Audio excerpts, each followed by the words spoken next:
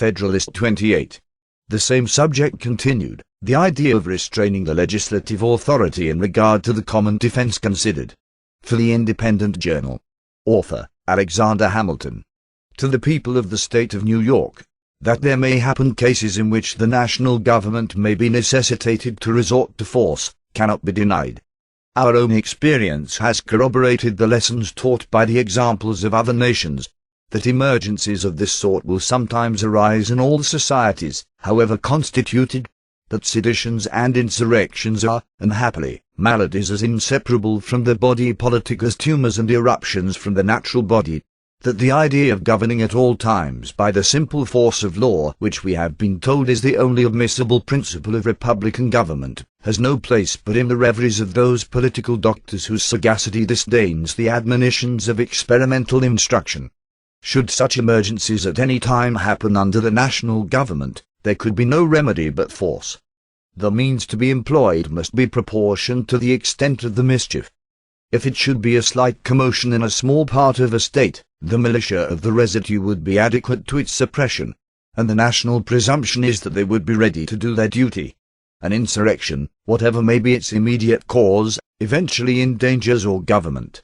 Regard to the public peace, if not to the rights of the Union, would engage the citizens to whom the contagion had not communicated itself to oppose the insurgents, and if the general government should be found in practice conducive to the prosperity and felicity of the people, it were irrational to believe that they would be disinclined to its support.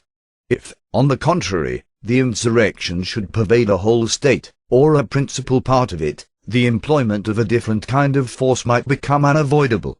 It appears that Massachusetts found it necessary to raise troops for repressing the disorders within that state, that Pennsylvania, from the mere apprehension of commotions among a part of her citizens, has thought proper to have recourse to the same measure. Suppose the state of New York had been inclined to re-establish her lost jurisdiction over the inhabitants of Vermont, could she have hoped for success in such an enterprise from the efforts of the militia alone? Would she not have been compelled to raise and to maintain a more regular force for the execution of her design? If it must then be admitted that the necessity of recurring to a force different from the militia, in cases of this extraordinary nature, is applicable to the state governments themselves, why should the possibility that the national government might be under a like necessity, in similar extremities, be made an objection to its existence? Is it not surprising that men who declare an attachment to the Union in the abstract, should urge as an objection to the proposed Constitution what applies with tenfold weight to the plan for which they contend, and what, as far as it has any foundation in truth, is an inevitable consequence of civil society upon an enlarged scale? Who would not prefer that possibility to the unceasing agitations and frequent revolutions which are the continual scourges of petty republics? Let us pursue this examination in another light. Suppose, in lieu of one general system, 2, or 3, or even 4 confederacies were to be formed, would not the same difficulty oppose itself to the operations of either of these confederacies?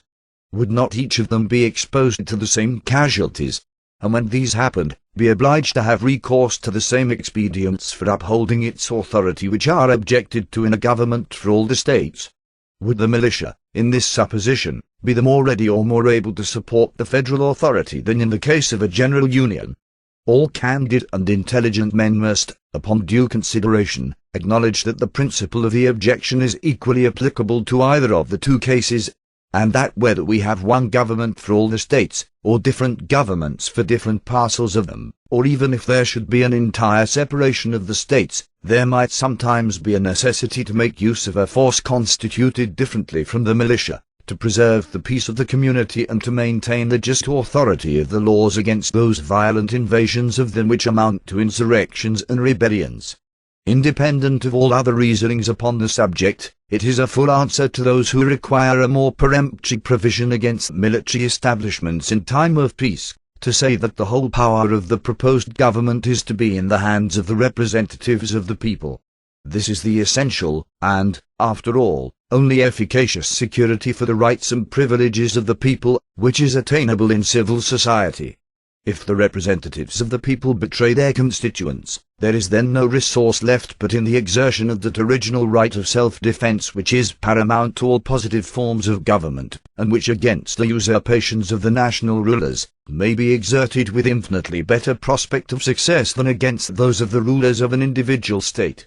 In a single state, if the persons entrusted with supreme power become usurpers, the different parcels, subdivisions, or districts of which it consists, having no distinct government in each, can take no regular measures for defense. The citizens must rush tumultuously to arms, without concert, without system, without resource, except in their courage and despair.